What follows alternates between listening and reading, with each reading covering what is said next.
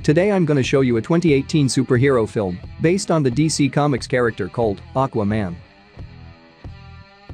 The story opens in the small seaside village of Amnesty Bay, Maine, in 1985. On a very stormy night, lighthouse keeper Thomas Curry discovers an unconscious woman washed up on the shore with a wound in her abdomen. He brings her to his home and shelters her. Although she appears frightened and confused when she wakes up, Thomas shows her kindness and tends to her wound. She tells him her name is Atlanta, Queen of Atlantis, and the two begin a romantic relationship. Thomas and Atlanta spend the next few years together, and they become parents to a son, Arthur. Everything seems lovely until one day, when a team of Atlantean commandos burst into their home and start to attack with the intention of taking Atlanta back to her betrothed, King Orvax. Atlanta fights back and beats the commandos down, leaving her time to get away with Thomas and Arthur. Atlanta tells Thomas she must return to Atlantis for his and Arthur's safety, but she vows to return to both of them someday. She kisses Thomas goodbye and jumps back into the ocean, leaving Arthur her 5-tined sea fork for when he is ready to use it. Years later, we see Arthur as a child on a school field trip to the aquarium. He is seen talking to the fish, and two bullies start to taunt and mock him for it. A shark then starts banging on the glass, cracking it slightly, and scaring everyone else. They watch in astonishment as all the sea creatures gather right behind Arthur, and his eyes glow yellow as he has them at his command. 20 years later, a team of pirates led by Jesse Kane and his son David take over a Russian submarine. After subduing the men on board, the villains find that they hit something, or rather, something hit them. It's the now adult Arthur, now played by Jason Momoa, better known by many as Aquaman, coming to the rescue. He makes his way into the sub and starts fighting the pirates, laying them all out with ease, before going after the Kanes. Jesse fires an RPG at Arthur, thinking he's killed him, but Arthur picks himself up, completely unscathed. Arthur retaliates by piercing Jesse in the chest. The sub starts to take on water, and Jesse gets pinned under a torpedo. David desperately tries to free his father and pleads for Arthur's help, but he refuses to save Jesse because he and his son have killed innocent people. David continues trying to free Jesse, but he knows his time is almost up, and he pulls out a grenade before ordering David to get out and to go kill Arthur.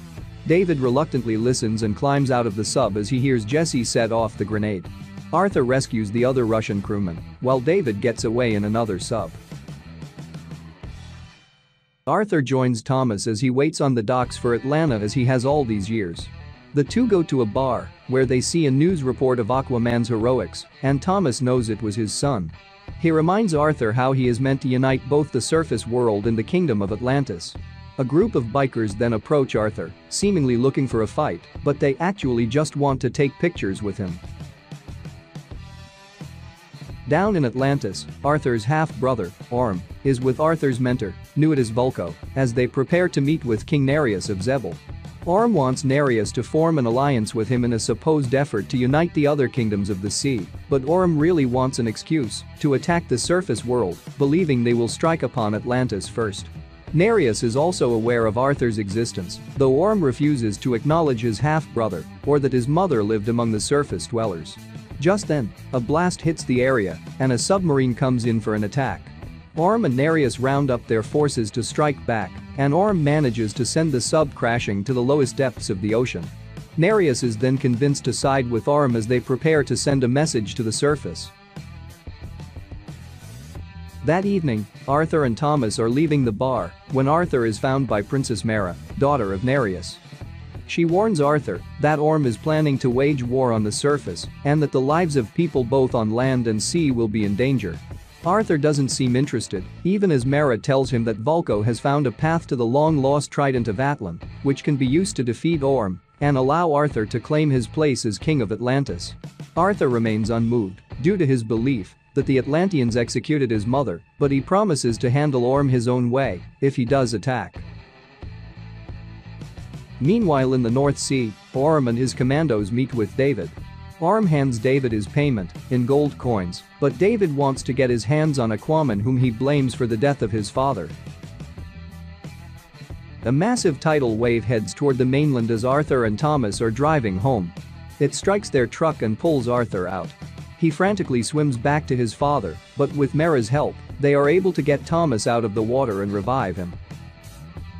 Arthur looks upon the now devastated land and is convinced to join her to stop Orm. The two head toward a cliffside to dive into the ocean, the same place where Vulko taught Arthur how to swim, master his Atlantean instincts and fight with his mother's sea fork. Arthur and Mera board a watercraft and ride past Atlantis to make it to a sunken ship to meet Vulko. He tells Arthur that the legend of Atlan's trident is real, as it belonged to the founding King Atlan and was forged from powerful steel, designed to allow someone worthy to rule over Atlantis.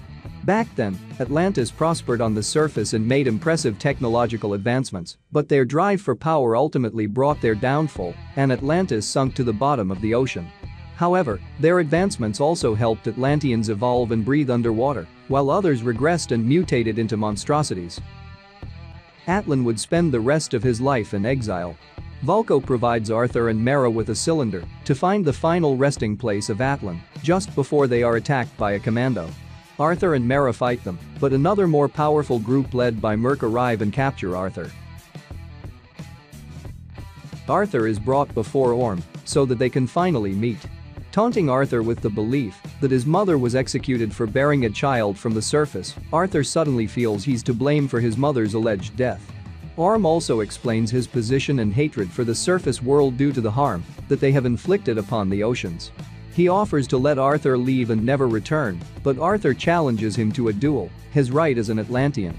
Despite objections from Vulko and Mera, Orm accepts. Arthur gears up for the duel, wielding his mother's sea fork. Meanwhile, Orm gives Mera his betrothed, a bracelet that he says belonged to Atlanta. A flashback shows Vulko training Arthur to properly use it, even showing him a move that creates a type of water shield. Young Arthur believed that Atlanta abandoned him because she didn't love him or his father, but Vulko told him that she was executed by being fed to the creatures of the trench. In the present, Arthur heads to the Ring of Fire, where the duel commences before an ecstatic crowd of people, most of whom have sided with Orm. Although Arthur puts on a respectable display of force, Orm attempts to drag him down into the lava to kill him. Arthur escapes Orm's clutches, but the evil king uses his trident to destroy Arthur's fork. Mera intervenes and takes Arthur out of the arena before Orm can strike a fatal blow. The two escape in her watercraft and are pursued by Orm's men. Their ship is shot down, but Arthur and Mera escape, although Orm is led to believe that they were killed. The two hide in the mouth of a whale that Arthur summons so that it can take them somewhere safe above the surface. Orm finds out about Arthur and Mera surviving, and he orders his commandos to find them, but Nereus forces Orm to ensure that Mera is brought back safely. Orm then goes to contact David and allows him to lead the commandos to find Arthur and Mera, and he equips David with Atlantean weaponry to ensure that Arthur is killed. David does some personal tweaking to the weapons and suit to his own liking. Arthur and Mera board a plane to take them to the Sahara Desert, and they jump out with no parachutes. Mera tells Arthur that the Sahara was once covered by the ocean, and they walk until they fall down a hole that brings them to an old temple where Atlan's trident was forged. Mera places the cylinder down on a round platform, but nothing happens until she realizes it must be activated with water. After doing so, it activates a holographic message from Atlan with instructions on how to locate the trident. Arthur then finds a bottle with a map inside that tells them their next stop is in Sicily. Orm meets with the Fisherman King in an attempt to get him to join forces, but the king refuses, and Orm kills him in front of his wife and daughter. He then orders them to have their people join him. Arthur and Mera arrive in Sicily, where they briefly indulge in the activities among the surface dwellers. They find a spot among the statues of past leaders where they will know where the trident lies. Arthur figures it out by putting the bottle in the hand of a statue of Romulus, according to Atlan's message. When placed there, Arthur and Mera see the direction of the trident's location, which is in the trench. They are then attacked by David, now calling himself Black Manta, and his commandos. He fires a laser from his helmet at Arthur, while also using weapons that turn water into plasma blasts. Mera takes on the commandos, while Arthur battles Manta. She kills off a few and finishes the rest by manipulating red wine and impaling them with it.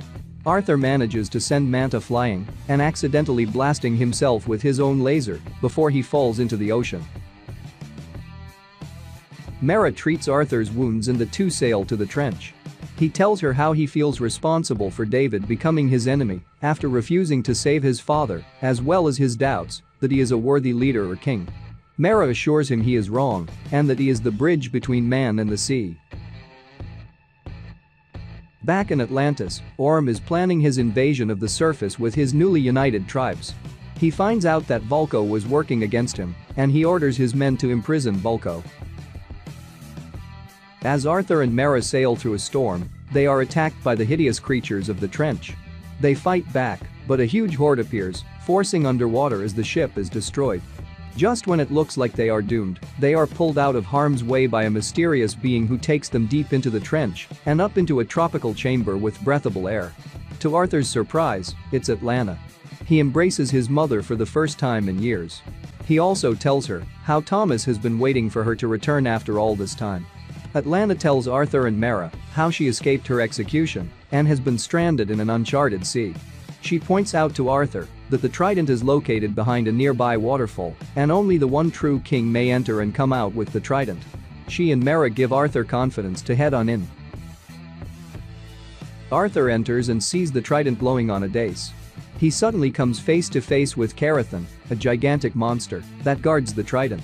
She doubts Arthur's worth and tries to attack him, but Arthur then uses his powers to communicate with her, something that only Atlan was also able to do.